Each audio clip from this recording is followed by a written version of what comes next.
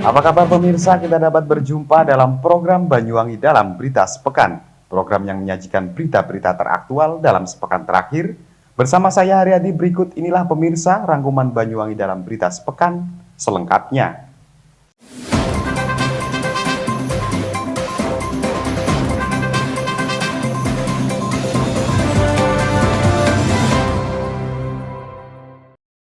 Mengawali informasi yang pertama, pemirsa, program Bupati Banyuwangi yakni Bunga Desa atau Bupati Ngantor di Desa masih terus berlanjut. Kali ini, jujukan program Bupati Ngantor di Desa Karangharjo, Kecamatan Kalibaru. Sebelum memulai ngantor, Bupati Ipuk bersama jajaran Forkopimda dan Forkopimkas setempat melakukan kunjungan ke Dusun Gunung Raung. Pada kesempatan kunjungannya, Bupati Ipuk juga meninjau proses belajar mengajar secara tatap muka di SMPN 31 Atap Kalibaru. Selain itu, Bupati Banyuwangi ini juga melakukan sosialisasi kepada sejumlah warga yang tinggal di kaki Gunung Raung. Selain itu, Bupati Ipuk pun bergegas menuju ke kantor Desa Karangharjo guna melakukan program ngantor di desa.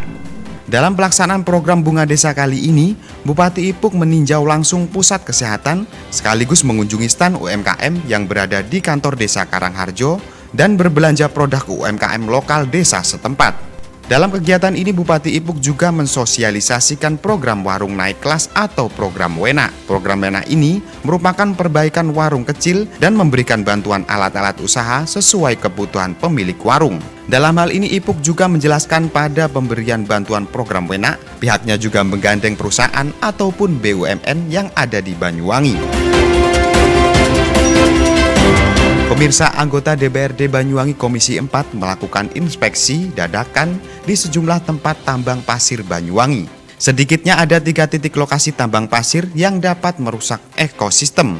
Agenda sidak anggota DPRD ini dilakukan setelah mendapatkan laporan masyarakat atas keresahan yang diduga tidak mengindahkan aturan pembangunan. Vicky Septalinda, Ketua Komisi 4 DPRD Banyuwangi, yang turut serta dalam agenda sidak ini menyampaikan kondisi lahan produktif di Banyuwangi kian memprihatinkan. Tak hanya beralih fungsi untuk kepentingan properti dan industri, saat ini marak praktik pertambangan galian C yang menyasar lahan produktif. Beberapa ruas jalan desa kelas 2A dan provinsi juga banyak yang rusak akibat pertambangan pasir di Banyuwangi. Tidak hanya itu, tak tanggung-tanggung lahan pertanian yang disulap menjadi areal pertambangan galian C mencapai puluhan hektar untuk setiap titik. Satu lokasi ada yang lahannya 10 hektar, ada juga yang sampai 20 hektar. Vicky membenarkan jika Pemkab Banyuwangi tidak memiliki kewenangan terkait perizinan tambang galian C. Meski demikian, bukan berarti eksekutif bisa lepas tangan akan fenomena tersebut. Mengingat pertambangan ini dilakukan di lahan produktif yang bisa mengancam ketahanan pangan di Banyuwangi. Selain itu, aktivitas pertambangan tersebut juga berimbas terhadap polusi udara serta infrastruktur jalan yang rusak berat akibat dilalui kendaraan material tambang. Dalam hal ini, Ketua DPRD Komisi 4 Banyuwangi akan membahas persoalan ini dengan dinas terkait.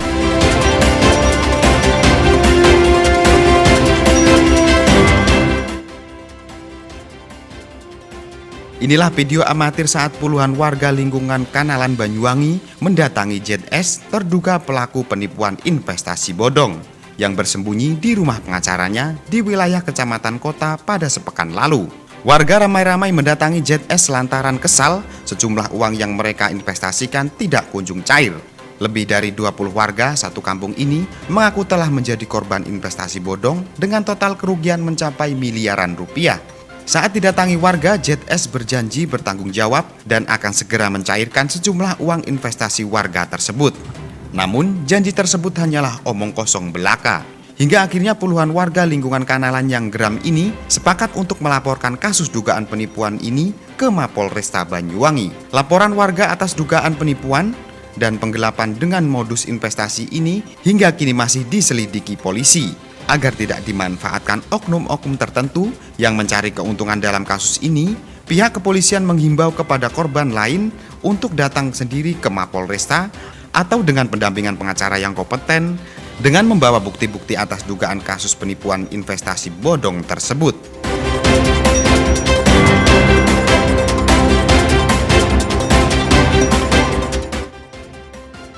Pemirsa, sempat mengalami penurunan harga selama 3 hari, kini harga cabai rawit di Pasar Belambangan kembali mengalami kenaikan. Jika sebelumnya harga cabai rawit sempat berada di kisaran Rp60.000 per kilogramnya, namun kini harga cabai rawit berada di kisaran harga Rp80.000. Naiknya harga cabai rawit ini dipicu karena kiriman cabai dari pemasok sedikit telat, sehingga hal ini membuat pasokan cabai rawit di pasar Belambangan kurang stabil. Selain itu, pada momen menjelang bulan suci Ramadan kali ini, selain cabai rawit, harga tomat juga ikut mengalami peningkatan dari harga sebelumnya Rp10.000, kini harga tomat menjadi Rp12.000 per kilogramnya. Sementara itu, untuk harga bahan pokok lainnya, pada momen jelang bulan suci Ramadan kali ini masih belum ada kenaikan. Kenaikan harga diprediksi akan terjadi pada H-4 jelang bulan suci Ramadan.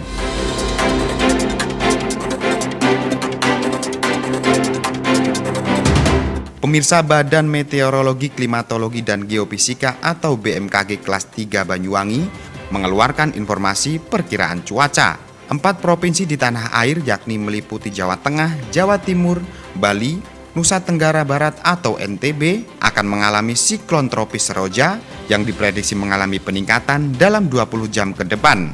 Dengan adanya siklon tropis Seroja ini diprediksi akan berpotensi mengalami hujan dengan intensitas lebat dan disertai petir dengan angin kencang. Menurut pernyataan Prakirawan Cuaca BMKG Banyuwangi, Dita Purnawasari menyampaikan bahwasanya saat ini posisi dari siklon tropis Seroja berada di sekitar barat daya Bali dan sudah menjauhi wilayah Indonesia. Dalam hal ini Dita menambahkan, meski siklon tropis Seroja sudah menjauhi wilayah Indonesia, terjadinya gelombang tinggi di wilayah perairan Selat Banyuwangi masih berpotensi terjadi. Atas adanya peristiwa ini, BMKG kelas 3 Banyuwangi menghimbau kepada nelayan maupun masyarakat, khususnya di pesisir wilayah selatan, agar tidak pergi melaut terlebih dahulu.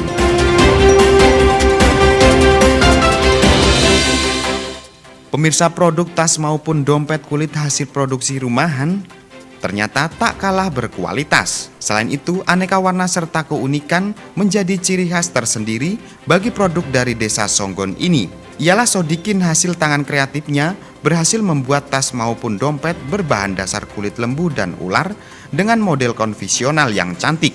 Ia menawarkan keunggulan yang tidak dimiliki produk lain, yaitu produknya anti air, tahan bakar, dan juga tahan terhadap goresan. Dengan begitu konsumen tidak perlu repot saat membersihkannya.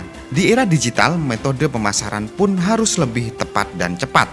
Seperti di masa pandemi yang sangat berpengaruh pada penurunan omset yang sangat luar biasa. Menurut Sodikin, pengembangan usahanya harus memiliki strategi bisnis pemasaran yang baik. Ia harus gencar menggenjot promosi, mulai dari mengikuti pameran dan masuk dalam berbagai komunitas seperti melalui marketing digital. Salah satu strateginya ini dengan memanfaatkan TIC atau Tourism Information Center yang telah digagas oleh pemerintah Kecamatan Songgon. Ini merupakan strategi untuk mengetahui keinginan customer dan mengatasi kendala yang ada. Selain itu, dapat memudahkan penjualan hasil produksinya agar kembali stabil dan diminati oleh banyak orang dan diterima pasar. Pemirsa, ada yang menarik dengan sosok inspiratif kepolisian yang satu ini. Selain tugasnya dalam menjaga kondusivitas serta penegakan hukum, ternyata polisi satu ini berinisiatif memanfaatkan lahan tidur yang ada di Polsek Muncar. Pepaya merupakan salah satu tanaman berbuah yang sering dibudidayakan di Indonesia. Kemudahannya untuk ditanam di negara beriklim tropis seperti Indonesia membuat tanaman ini jadi mudah dalam perawatan dan bisa mendapatkan keuntungan. Ya, lahan tidur ini dimanfaatkan untuk menanam pepaya jenis California agar lahan tersebut senantiasa terus produktif, apalagi di masa pandemi COVID-19. Menurut Kompol Jainuri, hal ini tentunya dapat menginspirasi masyarakat untuk mengembangkan pepaya di lahan kosong tersebut, serta dapat memberikan edukasi terhadap masyarakat agar mendapatkan penghasilan dengan kemudahan yang ia tunjukkan. Seperti halnya di masa pandemi saat ini, sangatlah gampang untuk mendapat peluang keuntungan jika siapapun mau untuk melakukannya. Demikianlah pemirsa Banyuwangi dalam berita sepekan minggu ini. Saya Haryadi mewakili kerabat kerja yang bertugas pamit undur diri dari hadapan Anda. Sayangi keluarga dan jaga kesehatan. Terima kasih dan sampai jumpa.